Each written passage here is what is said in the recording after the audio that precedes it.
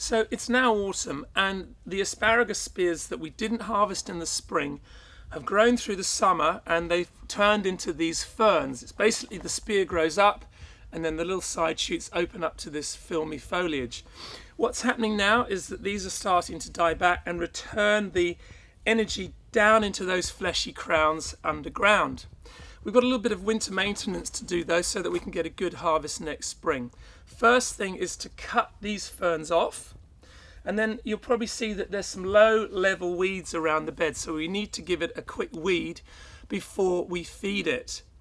Asparagus is a gross feeder and it needs loads of nutrients to produce those shoots in the spring, so we're going to give it a good layer of composting mulch, and that will then rot down over the winter months, feed those fleshy crowns so they can produce those all-important shoots in the spring.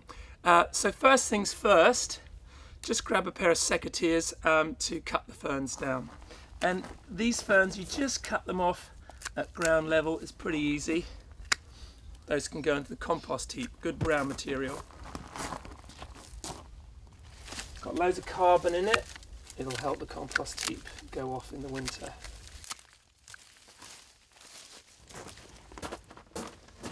So we've cut our ferns down, and now we need to deal with these low-level weeds, which are going to take important nutrients out of the soil if we don't get rid of them.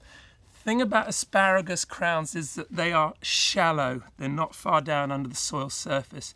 So we don't want to go digging through this bed with a fork or a spade, or we will damage those delicate crowns that give us that wonderful crop. So you're looking for a tool, something like this. This is a knee washy. It's basically a hand hoe. And what we're going to do is we're just going to drag it under the soil surface, and it severs the roots of the weeds.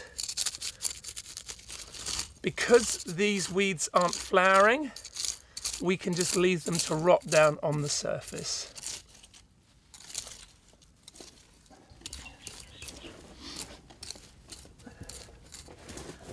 So the hand hoe makes things really easy. It hasn't taken long at all to sort out these weeds.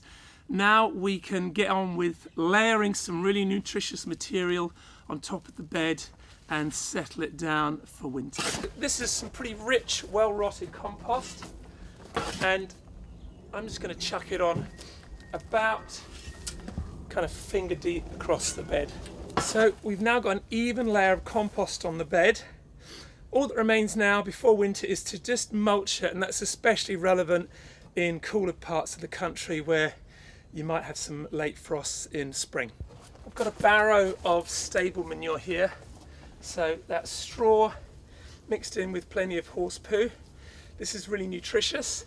It's going to not only protect the crowns, especially in cooler areas, but it's also going to rot down and nourish them. It's going to feed them up for the spring. So just a scattering of that across the surface of the bed. So there we've got it. It's all set now for the winter.